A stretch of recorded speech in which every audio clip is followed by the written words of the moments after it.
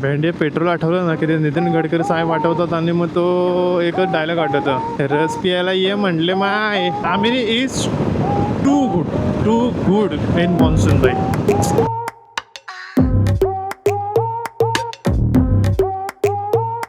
So hey ladies and gentleman, boys and girls, welcome back to our channel. कसे आहात सगळे? I hope तुम्ही सगळे नीट असाल. मित्रांनो, ऐरोलीच्या खड्ड्यांवर तुमचं सगळ्यांचं हार्दिक हार्दिक हार्दिक स्वागत. नो नो नो, खड्डे नाही आहेत. असं कसं होईल बाई, खड्डे नाही आहेत.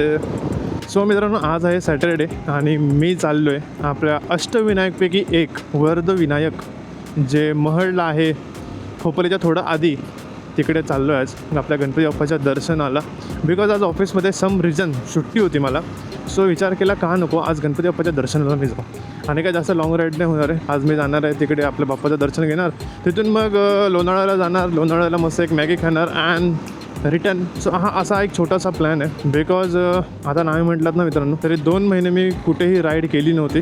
2 महिने बोलू शकता तुम्ही, बिकॉज जूनचा हा अर्धा महिना गेलाच आहे. त्यानंतर मे महिन्यात मी कुठेच गेलो नाही. आणि हा 1.5 महिना मित्रांनो, 1.5 महिना, 2 महिने नाही, 1.5 महिना मी कुठेच राईड नव्हती केली. 1.5 महिन्यानंतर मी आज बाहेर पडलो. बिकॉज मे महिन्यामध्ये ऊन खूप होतं, त्यानंतर काही गोष्टी अशा झालेल्या आहेत त्यामुळे राईड होत नव्हत्या. सो आता निघालो आहे आणि आता राईड चालू झालेले आहेत. मला माहिती आहे 1.5 महिन्यामध्ये फक्त 1 ब्लॉग 3 रील असा काहीतरी कॉन्टेंट आलेला, बट आता येईल. आता एक चांगला कॉन्टेंट तुम्हाला बघायला मिळेल. मित्रांनो, तुम्हाला जर चांगला कॉन्टेंट बघायचा असेल तर सबस्क्राईब करायला मात्र विसरू नका. सबस्क्राईब करा, बेल आयकॉन दाबा, सो दॅट ब्लॉग टाकला तर नोटिफिकेशन तुम्हाला भेटत राहतील. आफ्टर अ लॉंग टाईम मित्रांनो जातो आहे सकाळ सकाळ. आता इंजिनचा थोडासा आवाज पण थोडासा मला वियर्ड वाटतं आहे. ते होतं असं, खूप दिवसांनी गाडी काढली की मग गाडीकडून सगळ्या पार्टमधून तुम्हाला आवाज येत राहतो. बाई स्कूटी गेली, आपण जाऊ का हे ट्रक थांब, आता तू पुढे नको जाऊ भाई, मी टाकतो गाडी थांब. येस अंकल, धन्यवाद, हमको जाने को दिया हबीबी. मित्रांनो, बाकी कसं चाललंय? उन्हात अनात 9 to 5 9 to 6 पावसाळ्याची वाट बघत थकलेलो आपण. पाऊस काय अजून येत नाही, बट त्यात पावसाचं आगमन कधी होणार हा अख्ख्या मुंबईला, अख्ख्या भारताला पडलेला प्रश्नच आहे. अजून भेंडे, अजून काय पाऊस येत नाही. आज तारीख किती माहिती आहे का? आज तारीख आहे 19 तारखेला पण पाऊस येत नाही. मित्रांनो, काय बोलणार सांगा मला. आणि हा पाऊस येणार कधी ते पण माहीत नाही. थोडा कधीतरी पडतो 2 मिनटं आणि निघून जातो. भाई रिक्षावाल्यांपासून आणि बसवाल्यांपासून जरा सावधान राहावं लागतं. आडधडपणे कुठेही टाकतात. बिकॉज लोकल असलं की आपली मनमानी चालणार. आणि बसवाले काय भाई, आपण गव्हर्नमेंट, आम्हाला कोणाचा फरक नाही पडत. असं जरासं जपून राहावं लागतं तिकडे. आता बघा, इथं अंधार तर केलं आहे, फक्त हा अंधारच करतो पाऊस भाई, पडत नाही. अरे पडला पण पाहिजे ना मित्रांनो, नाही पडलं तर कसं होईल? सकाळी लेट निघालो ना की ह्याचाच प्रॉब्लेम असतो आहे ट्रॅफिकचा. मी निघालो आहे मित्रांनो ॲक्च्युली ना सकाळी 8:15 वाजता, सॅटर्डे ना. सो खूप जणांचं ऑफिस वगैरे असतं पण. आणि आता वाजले तिथं येईपर्यंत 7:45 झालेत. सो ऑलमोस्ट सगळ्यांचा ऑफिस टाईम असतो हा. त्यामुळे ट्रॅफिक भेटणं साहजिकच आहे. लेटची कुठपर्यंत भेटेल माझ्या त्या सिग्नलपर्यंत. त्याच्यानंतर मग पनवेलनंतर तर काय नसेल. आणि आजची राईड काय एवढी मोठी पण नाही, सो काय जास्त टेन्शन पण नाही. बिकॉज माझ्या इथून हार्डली मला तर वाटतं ना 120 किलोमीटर वगैरे असेल लोणावळा. जायला 120, तर यायला 120, 240 किलोमीटर. कायच आहे 240 किलोमीटर. लंबी राईड लगने की बाकी आहे. माझी बाईक एवढी मला शिवाय घालत असणार ना मित्रांनो, तुम्हाला काय सांगू. भाई हिच्यामध्ये ना कधीपासून मी पेट्रोल नाही टाकलंय, तरी पण बिचारी चालते. हे जर मला कोणी जेवायला दिलं नसतं ना, मग आतापर्यंत भाई तांडव झाला असतं तिकडे. पण ही बिचारी शांतपणे झेलते मला की बाबा पेट्रोल टाक. तशी धोका नाही देणार कधी. ह्या बाईकचं एक चांगलं आहे. टाक दादा, जाईल तुझी गाडी. हो दादा तुझा गाडी तू न टाकली तर कुठून टाकणार आता तुला केवढा मोठा गॅप पाहिजे? न्यू रायडर असेल, न्यू रायडर. थांबा मित्रांनो, मी आता तुम्हाला डायरेक्ट भेटतो पेट्रोल पंपवरती, ठीक आहे? पेट्रोल भरायला जातो. पेट्रोल. सो मित्रांनो, आता मी बोलतोय दुर्वेला. पेट्रोल आता भरतो इथे भाई. आता E20 E30 E100 उसाचा रस, त्याचा रस वैताग आणून ठेवला या नितीन गडकरी साहेबांनी. काय ते एक काढाने शांत बसा ना बाबा. तर बोलू मित्रांनो आपण या टॉपिकवर. थांबा जरा, मला पेट्रोल भरतो. तिथे किती ट्रॅफिक आहे सकाळ बाबा. म्हणून सकाळी 6 वाजता निघतो ना तेव्हा जरा बरं वाटतं. खरं सांगतो, हे एवढी ट्रॅफिक नाही भेटत. 1000चं भरायचं. 1000 साधा बाबा. पावरचे पैसे नाहीत. साधं तेवढं महाग झालं आहे, पावर कुठूनच टाकू. तो इतके दिवस गाडीने मित्रांनो रिझर्वलं होती. आज त्याच्यामध्ये 1000 रुपयाचं पेट्रोल टाकलंय, तरी पण भाई अजून 3 पॉईंट अजून तसेच आहेत. म्हणजे फक्त किती 1 2 3 4 5 पॉईंटच गेलेत. म्हणजे अजून पेट्रोल लागलेत. गव्हर्नमेंट एवढं महाग करते तर कायच बोलणार. भेंडे पेट्रोल आठवलं ना की ते नितीन गडकरी साहेब आठवतात आणि मग तो एकच डायलॉग आठवतं, रस पियाला ये म्हणले माय. भेंडे गडकरी साहेब, तुम्ही E20 काढताय, E35 का E30 काढलं, E85 काढलं. आता E100 ती वॅगनर पण तुम्ही लॉन्च केली. म्हणजे काय बाकीच्याने बुलेरोवाल्याने गाडी घेतली आहे हां. नंतर तो कोण आहे तो क्रेटावाल्याने अल्काइझर कोणती गाडी आहे, नंतर एस्टर गाडी आहे, हा स्कॉडावाला आहे. ह्यांच्या गाड्या E20 असतील. ह्यांनी काय तुम्ही E100 काढल्यावर गाड्या विकायच्या त्या म्हणजे करायचं काय लोकांनी ते तर सांगा जरा ना. म्हणजे तुम्ही जरा तरी विचार केला पाहिजे ना. तुम्ही असं काहीतरी एक डिव्हाइस वगैरे काढा की बाई तुमच्याकडे E20 जरी गाडी असेल तुम्ही E100 जरी टाकलं तरी ते तुमच्या इंजिनला कॉम्पिटेबल होईल म्हणून वॅगनर. काय तुम्हाला हाय की ना हेडलाईट वगैरे, हेडलाईट नाही काय ते इंडिकेटर आहे, इंडिकेटर ह्याने जीव सोडला मित्रांनो काय प्रॉब्लेम नाही. हां सो गडकरी साहेब असं काहीतरी काढा की बाई बाकीच्याने जे गाड्या घेतल्या त्यांच्या पण गाड्या चालतील, तुमचा पण धंदा होईल, तुमच्या पोरांचा पण धंदा होईल ना. म्हणजे ठीक आहे ना, तुम्ही पण कमवा, तुमचं पोरं पण कमवतील, सामान्य माणूस पण सुखी राहील. बिचारा तो कष्ट एवढे करतो, त्यानंतर एक स्वतःची गाडी घेतो, त्यात तुम्ही सकाळी रोज उठता आणि आज आपण E30 लॉन्च केलं, उद्या सकाळी उठा E85 लॉन्च केलं, परवा सकाळी उठता आणि E100 लॉन्च केलं. अशा थोडी गोष्टी होतात बाई. तुम्ही प्रॉपर त्याचा रिसर्च केलं असेल माहिती आहे आम्हाला, बट बाई हा बाकीच्यांचा पण विचार करा. ह्यांचा काय तुम्ही उद्या परत सकाळी उठून बोलाल की सगळीकडे E100 सगळीकडे लागू, नॉर्मल पेट्रोल भेटणार नाही. आता ज्यांच्याकडे E20 त्यांनी काय गाड्या विकायच्या. मी सांगतो तो ह्या रस्त्यावर चालल्यात ना गाड्या, ह्याच्यातल्या 90% गाड्या जर आता सगळ्या EMI वरती. त्यांचा EMI कोण भरणार साहेब? ह्याचा विचार केला का तुम्ही? का तुम्ही फक्त पोरांचा विचार करताय? आपल्या पोराने बिझनेस टाकला त्याला मोठा करायचा. म्हणजे ते गोष्ट खरी आहे की श्रीमंत माणूस हा मोठा होत चाललाय नाही, गरीब होत चाललाय. सो जरा ह्याचा विचार करा आणि काहीतरी असं करा की सामान्य माणसाने ज्या गाड्या घेतल्यात त्या पण चालतील. E20 जरी तुमचं E100 पेट्रोल जर टाकलं, तुमचा जो उसाचा रस आहे ना, तो उसाचा रस जरी त्याच्यात टाकला तरी गाड्या चालतील. असं पण काहीतरी डिव्हाइस वगैरे काढा. सो बघा जरा. सो मित्रांनो आता आपण पोचलो आहे, कुठे पोचलो आता पनवेलला पोचू थोड्या वेळातच. जाऊ द्या, गडकरी साहेबांना किती म्हटलं तरी ते त्यांचंच करणार. मोठी माणसं आहेत, आपण त्यांना काय बोलून होणार नाही. आणि आपण कितीही बोललो, आपली कितीही आपटली तरी आजाचा काही उपयोग नाही. बट मन मोकळं फक्त करू शकतो आपण. आपलं आता काय तो सॅटिस्फॅक्शन लेवल फक्त वर करू शकतो आपण, बाकी काय नाही. उसके सिवा कुछ नाही होगा. भेंडी मला तर वाटतं ना मित्रांनो, गाड्या जर घ्यायच्या असतील ना तर आता गप इलेक्ट्रिकच घ्यायच्या. नको त्याच्या आल्या ते पेट्रोलचे धंदे उगाच E100 E80 आणि काय ते फलाना ढिमकाना. रोज सकाळी उठते तर काहीतरी वेगळी न्यूज भेटते. रोज सकाळी उठतं तर ह्याने वॅगनर काढली डायरेक्ट फ्लेक्स काहीतरी. नको भाई. आणि त्या वॅगनरमध्ये तर भाई ना जराशी पण सेफ्टी आहे. म्हणजे तिचा पत्रा असा की कोणी रागात त्याच्यावर मारला तर तिला डेंट पडायचं असा तिचा पत्रा आहे. इलेक्ट्रिकमध्ये पण प्रॉब्लेम काय माहिती आहे का, तिची जरा रेंज थोडीशी वाढवली पाहिजे ना मित्रांनो. आणि चार्जिंग स्टेशन पण सगळीकडे असले पाहिजेत.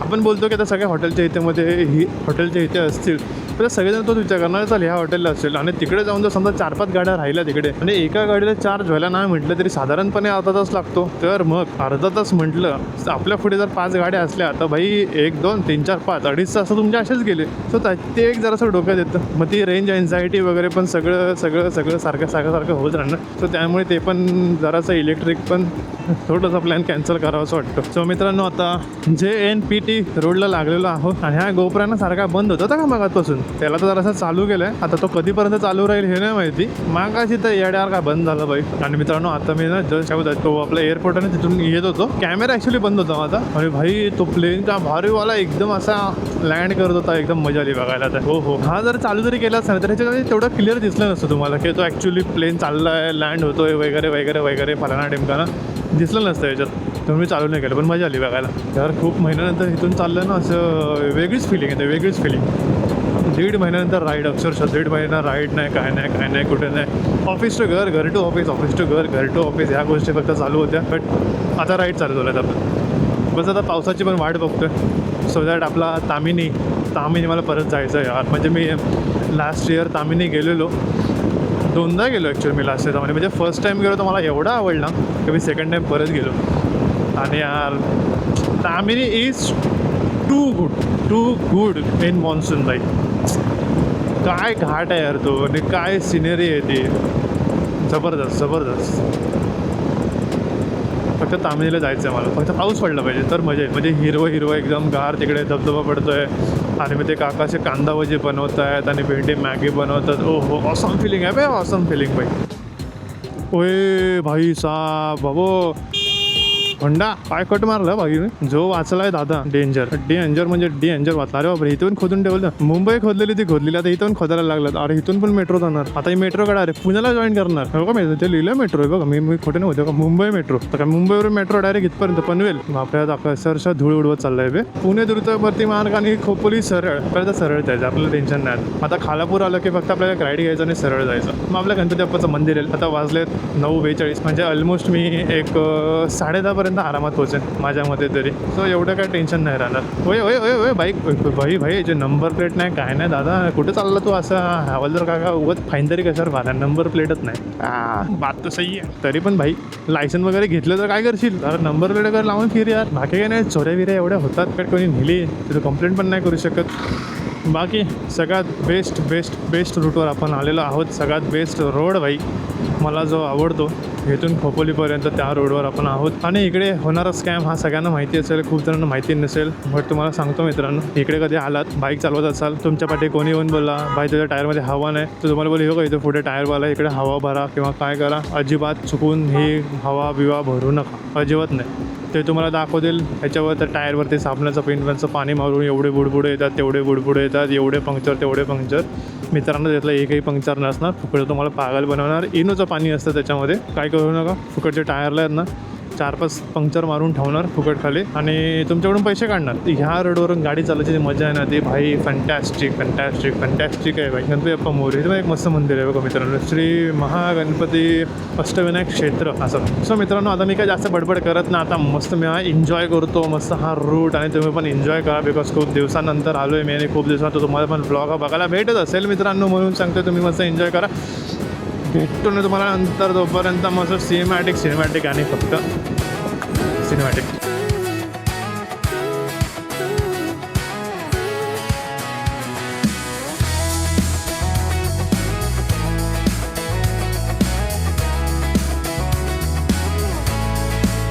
I got my head in the clouds so high, feet on the ground but I still get by. हां तो पॅच संपलेला आहे आणि खूप मजा आली चालवून. फक्त खूपच गाड्या होत्या आता, बिकॉज सकाळच्या टायमध्ये एवढ्या गाड्या नसतात, म्हणजे रस्ता अक्षरशः खाली असतो. खूप काय बोलतात हातावर मोजू इतक्याच गाड्या असतात तिकडे. आणि आता आपण पोहोचू 15 मिनिटांमध्ये आपल्या गणपतीच्या इथे. माझ्या मते आता येईल, इथेच आहे पुढे. आता पुढचा जो टर्न येईल, सर्कल आहे ना तिकडे बहुतेक, त्या सर्कलच्या इथेच आहे आणि इथून घ्यायचा आहे आपल्याला राईट टर्न. बघा इथे तुम्हाला बोर्ड पण दिसेल बघा, श्री गणपती संस्थान महड, श्री अष्टविनायक क्षेत्र. मी फर्स्ट टाइम जेव्हा इथं आलेलो तर मला अजून वाटतं मी स्कूटीवरून आलेलो, स्कूटीवर आल्या मजा आलेली. यस फायनली आपण पोहोचलो. मी तर बोललो तुम्हाला 10:30 वाजतील मला, पण भाई त्याच्या आधीच पोचलो रे. डेंजरस काम झालं, डेंजरस. आता इथून काय इथून आपलं दर्शनाला काय जो वेळ लागेल तो लागेल गणपती बाप्पाच्या इथे. इथून मग लोणावळा पण माझ्यामध्ये एक अर्धा तास पाऊण तासावरच आहे, सो त्याचं पण टेन्शन नाही. सो आजची वेळ एकदम अशी पटापट होईल, म्हणजे झटपट पटापट घरी. चलो मित्रांनो आपण पोचलेलो आहोत तिथं. गर्दी पण नाही आहे एवढी, पण सांगता येत नाही, म्हणजे आहे आतमध्ये आहे गर्दी, चालते एवढं काही टेन्शन नाही तिथे. बापरे निघालेलं डेंजर. ओके मित्रांनो फायनली पोचले आपल्या गणपती मंदिर इथे. आणि आपली जीवा आणि हा गोप्रो त्याने आत पण सात काही जास्त दिली नाही, तर पार्किंगच्या पैशावर मग भेटतो तुम्हाला.